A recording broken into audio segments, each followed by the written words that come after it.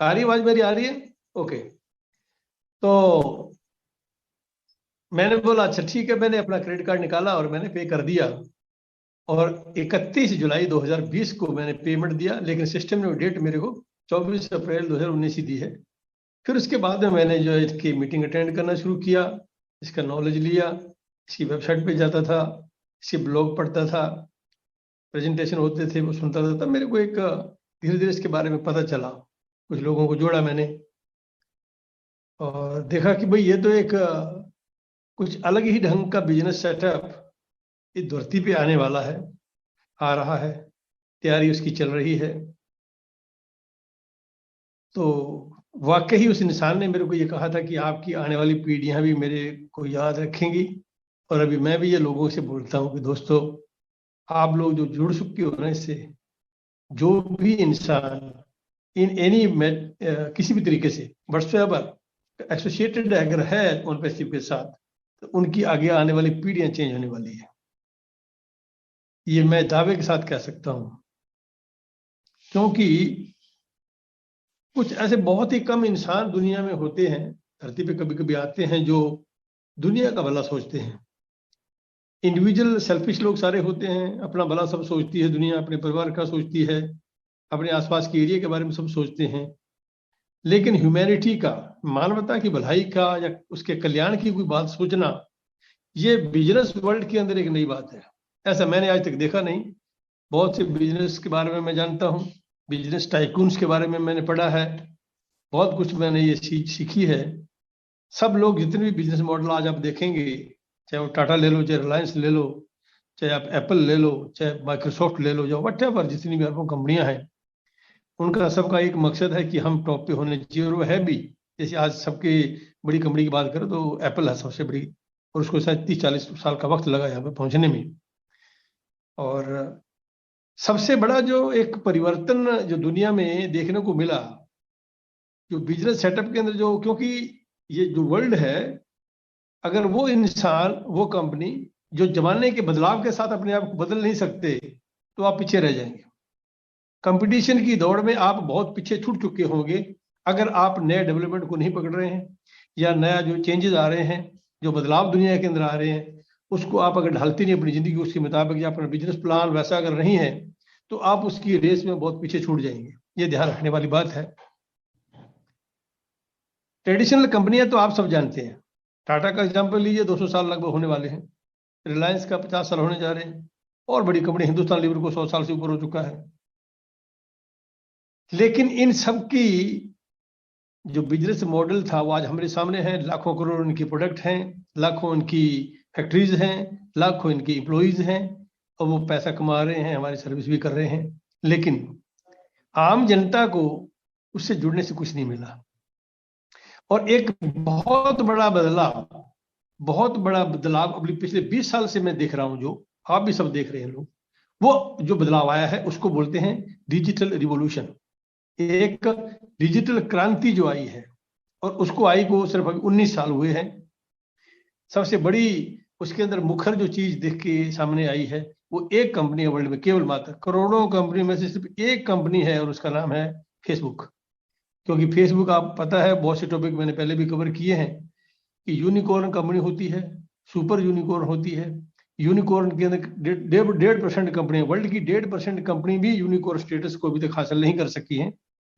और super unicorn status केवल एक कंपनी है, 9 साल के अंदर इसने स्टेटस को हासिल किया। 2004 में ये लॉन्च हुई थी शायद, जिसने सुपर यूनिकॉर्न स्टेटस हासिल किया, 8 लाख करोड़ का बिजनेस किया। तो जो ट्रेडिशनल कंपनी थी ना, बड़ी बड़ी जमीन खिसक गई कि भाई ये क्या होगा। जब नया बम फटता है ना कोई, तो ऐसे ही होता है। तब ये सोचने के लिए विवश हो गए ये लोग कि भाई ये क्या हो गया, इनकी ना कोई फैक्ट्री है, ना कोई इनकी एम्प्लॉई है, ना कोई इनके प्रोडक्ट है, और हम ऐसा इन्होंने एक मंजिल हासिल की है जो हमें तो हुई नहीं हासिल, किसी को हुई नहीं, आज तक नहीं हुई है। तो ये डिजिटल रिवोल्यूशन के साथ कदम मिलाकर के जो डेवलपमेंट जो हो रहे हैं, उनके साथ चलना, ये आज के बिजनेस वर्ल्ड की मजबूरी है। अगर कोई भी बिजनेस मॉडल जो है, अगर इस मॉडल के ऊपर आधारित नहीं है, या इसको वो नहीं अपनाता है, तो वो इस बिजनेस की दौड़ में बहुत पीछे छूट जाएगा। और हमारे जो सीईओ हैं मिस्टर एस मुफारे, जो कि पहले से ही इस बिजनेस से जुड़े हुए हैं, इस प्रकार की क्रांति का एक वो हिस्सा थे, वो भी एमएलएम में थे, कुछ बिजनेस कर रहे थे। उन्होंने जो देखा कि उसके अंदर सब कुछ ठीक नहीं है, बहुत कुछ लोगों के साथ धोखाधड़ी हो रही है, कुछ ठगी करते हैं लोग, कंपनियां पैसा लेकर लोगों का भाग जाती हैं, ऐसा उनके साथ भी हुआ। तो उनको सोचने के लिए विवश कर दिया कि कुछ ऐसा मॉडल मुझे दुनिया को देना चाहिए कि ये यूनिक हो। तो उन्होंने एक मॉडल जो दुनिया को आज सामने जो दिया है, अभी तक तो ग्लोबल लॉन्च हुआ नहीं, मैं आपको आगे चल के बताऊंगा कि वो जो मॉडल उन्होंने दिया है, जो पीछे वाले मॉडल के अंदर जो खामियां नजर उनको आई और जो उन्होंने खुद एक्सपीरियंस की, उनके साथ घटना घटी, जो खट्टे बिठे उनके एक्सपीरियंस थे, उनसे उन्हें बहुत कुछ सीखा।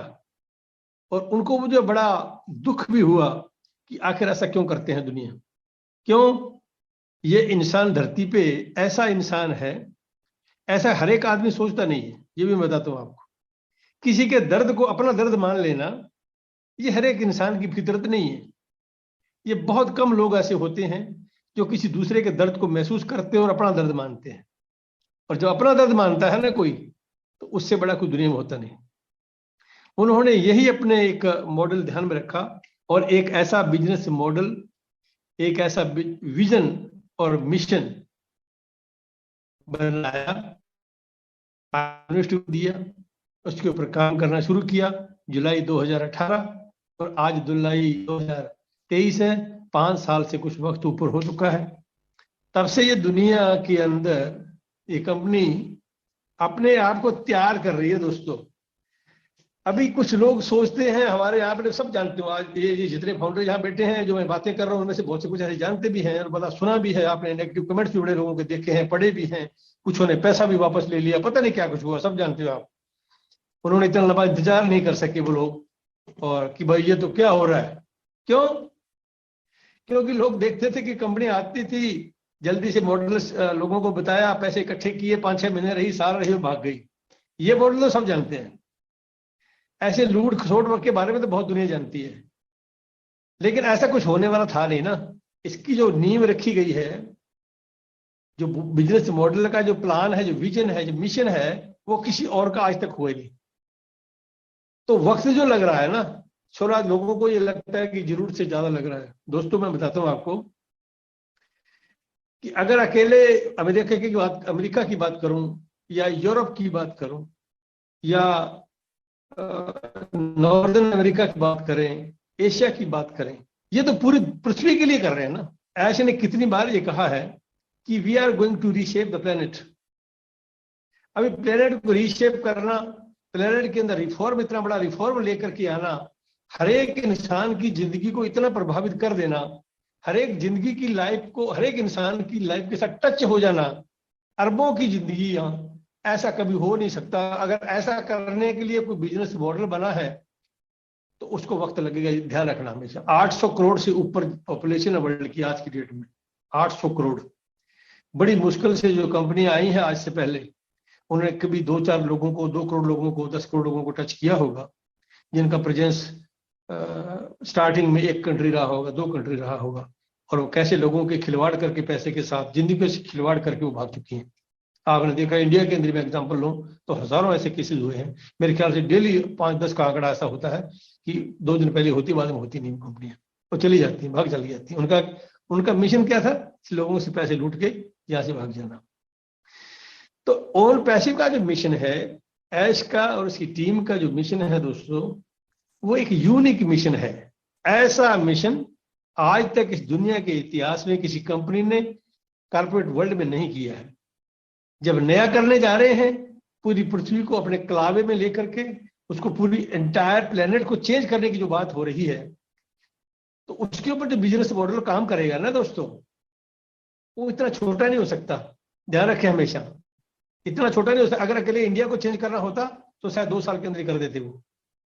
अभी जो बीच में देरी लगती है ना इसमें, आप ये मान लें, मैं आपको बीच की बात बताता हूँ कि बीच में जो देरी लग जाती है, ऐश कई बार बोल लेते हैं कि okay we are going to do this, हम ये अगले मई तक या कुछ हो जाएगा, और वो होता नहीं है, थोड़ा सा कुछ देर आती है, देर लग जाती है।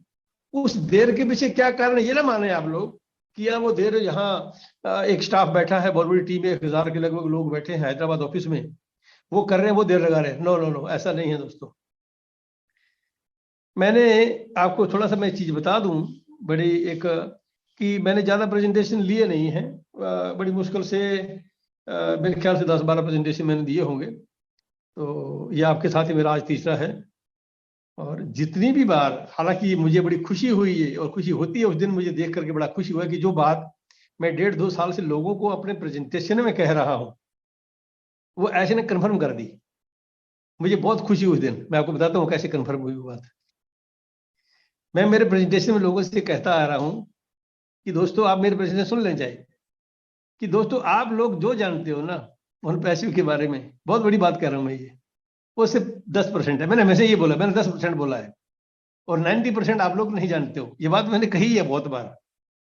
मुझे बड़ी खुशी उस दिन 16 जून 2023 का अपडेट पढ़ लीजिए आप, और लास्ट अपडेट पढ़ें। 16 जून 2023 का लास्ट अपडेट ऐश का पढ़ें।